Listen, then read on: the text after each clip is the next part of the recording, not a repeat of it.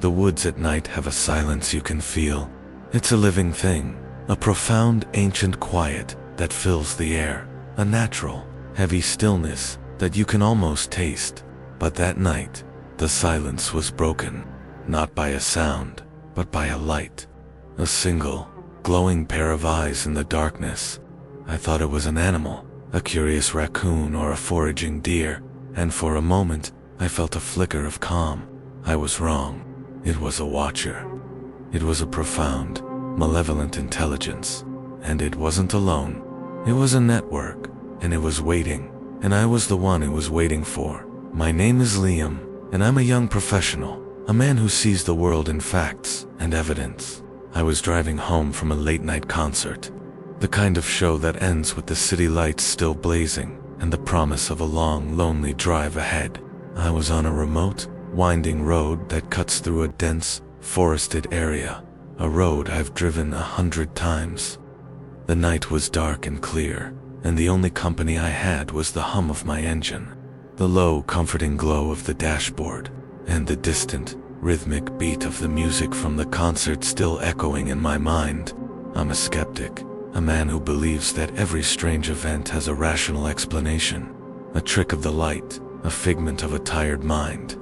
I was about to find out how wrong I was. I was 100 miles from the nearest town, and the road was a desolate, silent blanket of profound darkness. The first strange event was a sight I initially dismissed as an animal. In the side of my periphery, I saw a flash of movement, a blur of motion that was low to the ground. A quick habitual glance in my side mirror showed nothing but the empty road. I dismissed it as a deer or a coyote, but a cold knot of unease had formed in my stomach. The weirdness escalated a few miles down the road. I saw the flash of movement again, this time in my side mirror. A figure, low to the ground, running on all fours, keeping perfect pace with my car at 70 miles an hour. It wasn't a blur. It was a tall, gaunt silhouette, its body low to the ground, its limbs moving in a jerky, puppet-like fashion, a horrifying parody of a person running. I slammed on the brakes, and the figure disappeared, a phantom of the mind. The silence of the woods, once a comfort, was now a threat. The air in the car had become heavy, oppressive. My paranoia grew when I started driving again, and I saw the figure a third time. But this time, it was not just one. In the distance, I saw a pair of glowing eyes in the woods, a bright, ethereal green. I dismissed it as a deer, but then I saw another pair, then another, then another. They were all watching me, all silent, all still, a network of malevolent, glowing eyes. They were on both sides of the road now, a profound, ancient ambush. The eyes were a single, coordinated wave of light, a silent, intelligent presence that was following me, mimicking my every move. The fear became personal. The eyes were now a living, breathing network of malicious intelligence, a profound, ancient wall of light, all watching me, all waiting. I started to hear a sound, a soft, rhythmic tapping on my back window. I looked in my rearview mirror, and I saw a face in the reflection, a pale, gaunt face with black, empty eyes. The eyes in the woods were the watchers. The face in the mirror was the hunter. It was a profound, bone-deep dread that was consuming me. The final escalation before the climax was when I was driving as fast as my car would go, and the eyes were now in front of me, a profound, ancient wall of light, blocking my path. The eyes were not just eyes. They were a profound, malevolent intelligence, a living, breathing absence of light, and they were waiting for me to stop. I knew, with a heart-stopping certainty, that if I stopped, I would be a part of the profound, ancient intelligence that was waiting for me. I was a man of logic, but the logic had been shattered by a profound, ancient horror. My mind was a storm of fear and confusion.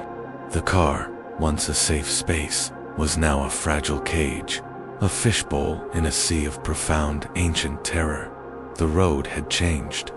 It was no longer a long, straight ribbon of asphalt. It was a twisted, winding, endless loop. The eyes were everywhere, a chorus of malicious light, all whispering my name, all telling me to stop. I looked in my rearview mirror, and I saw the face, a distorted, rotting mask of pure hatred, its black, empty eyes staring directly into mine. The face began to speak, a low, guttural growl that was a horrifying parody of my own voice. There is no escape. The woods are a trap, and you are the bait. And as it speaks, the eyes in the woods begin to move, a profound, malicious chorus of light, all moving with a single, malevolent intent. The woods are not just the woods. They are a living, breathing thing, and they are consuming me. The face in the mirror, once a distant horror, was now a few inches from the glass, its pale, gaunt features contorted in a silent, malicious grin, its lips thin and bloodless, a grotesque smile spreading across its face, the sound of its claws scraping against the back window, a horrifying, rhythmic tapping, was a final, terrifying goodbye. I drove for hours, until the sun came up, and I saw the first signs of a town. I pulled over, a shell-shocked wreck, my body shaking, my mind a blur of fear and exhaustion. The police find me, but they find nothing. No eyes, no face, nothing. The woods were just woods. The road was just a road. I never drove alone at night again. The memory of that night, the glowing eyes, the face in the mirror, and the final chilling line, "There is no escape," is a weight I will carry forever. I know that the woods have their own monsters, and they don't always hide in the shadows. And I know, with a chilling certainty, that the eyes are still out there, waiting for the next driver to come down their road.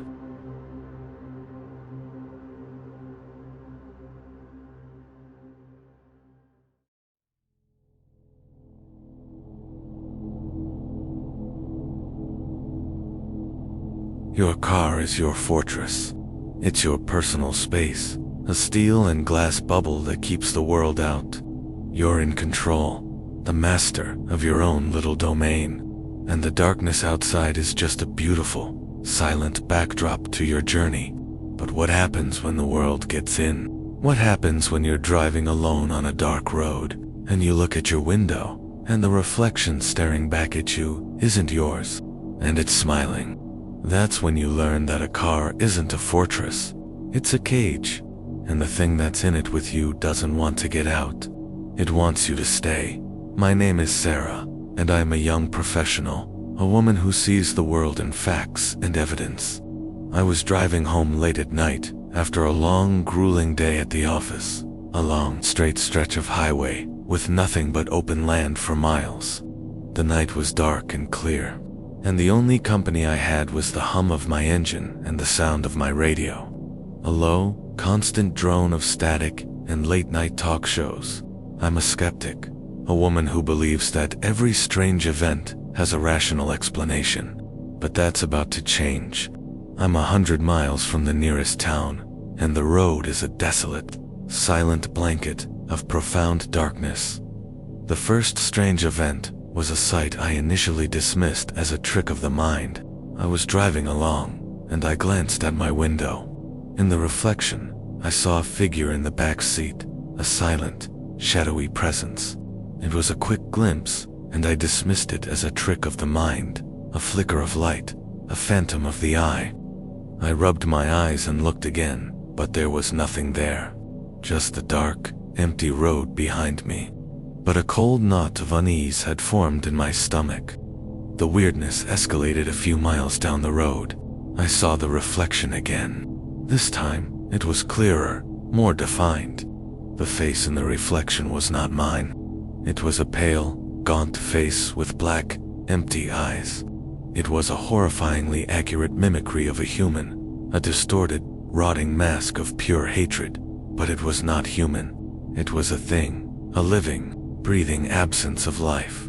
My paranoia grew when I started to hear a soft rhythmic tapping on my back window. I dismissed it, thinking it was the wind, but a cold knot of unease had formed in my stomach. The tapping was too rhythmic, too deliberate, too intentional. It was a sound of a profound, malicious joy. The fear became personal when the mimicry began.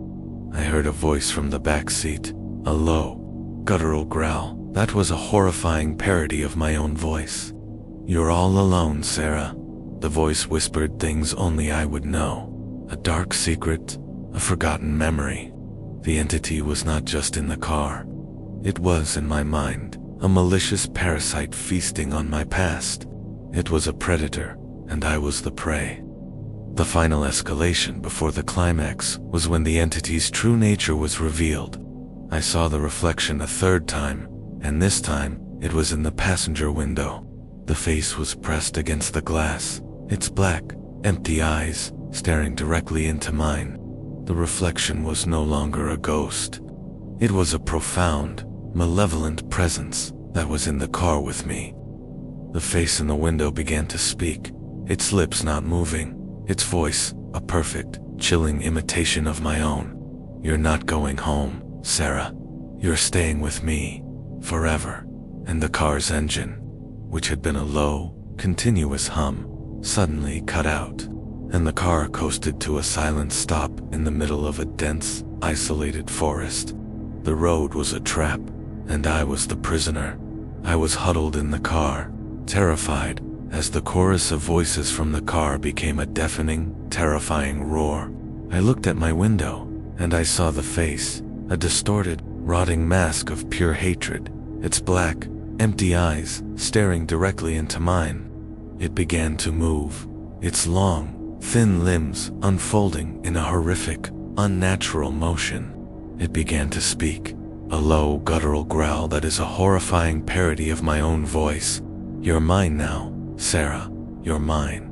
And as it speaks, the back doors of the car, which I had locked, slowly creak open, revealing a profound, ancient darkness, a darkness that is waiting for me, a darkness that is hungry, in a blind panic. I escaped the car through the front window, leaving everything behind. I ran into the dense, isolated forest, a woman broken by fear. The police find me the next morning, a shell-shocked wreck, babbling incoherently. I never drive alone at night again. The memory of that night, the face in the reflection, the voices, and the final chilling line, "You're mine now, Sarah," is a weight I will carry forever. The road is no longer a place of solitude. It's a place of profound, ancient terror, and I know that some passengers never get off the ride.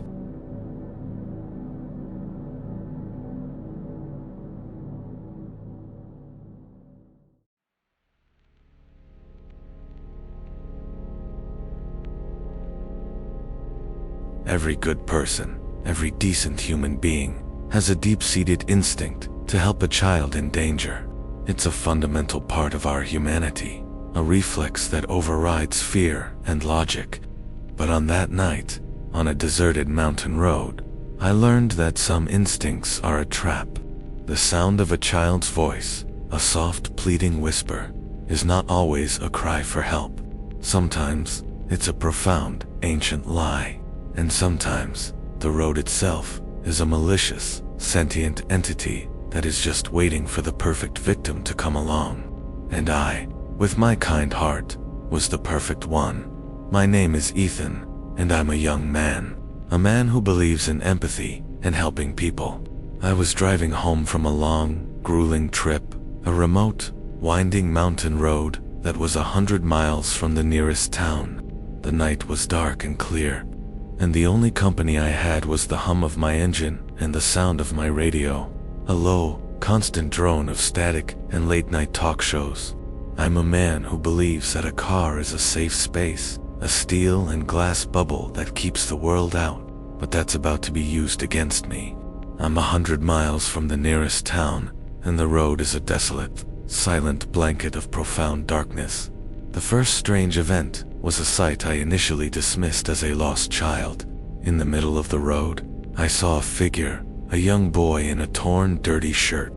He was standing perfectly still, his head bowed. I, a man of empathy, slammed on the brakes and brought the car to a stop. I got out, my heart pounding, and I walked toward him, a deep sense of a profound, cold dread gripping me. The boy was silent. He didn't speak. He just looked at me with large, empty eyes, his face a pale, blank mask. I tried to talk to him, but the boy didn't respond. The silence was heavy, oppressive, and unnatural. The air was a profound, suffocating stillness. My paranoia grew. I tried to get the boy to get in the car, but the boy just stood there, a silent, unmoving statue. I started to feel a sense of profound unease. I looked at my car, and I saw a sign in the reflection. A sign that said, "Don't stop." It was a crude, handwritten sign, and it was out of place. I looked at the road, and I saw another sign, a large yellow sign that said, "Don't touch." The signs were a chorus of malicious lies, a psychological assault that was designed to break me down. The fear became personal. The mimicry began. I heard a voice from the woods, a low guttural growl that was a horrifying parody of a child's voice. "Help me. Help me. ... Double quotes. The voice was perfect, a chilling, heartbreaking imitation. But I knew that the boy in front of me was a silent, malevolent presence. The final escalation before the climax was a sound that shattered my sanity. The boy started to move, his body low to the ground, his limbs moving in a jerky, puppet-like fashion. He began to shuffle toward the car, a silent, unmoving statue of pure hatred. The voice from the woods was now a chorus of voices, a symphony of all the people I have ever loved, a chorus of malicious lies, all whispering my name, all telling me to get out of the car, to help the boy. The road was not just a road. It was a malicious, sentient entity that was in my mind, and it was using a child's voice as a lure, a desperate, heartbreaking lie to get me out of the car. The road was a trap, and I was the one who was being lured in. I was huddled in the car, terrified, as the boy, a puppet of a malicious entity, shuffled toward me. The chorus of voices from the woods was now a deafening, terrifying roar.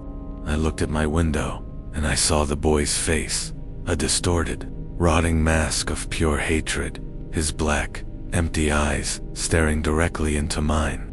He began to speak, a low, guttural growl that is a horrifying parody of a child's voice.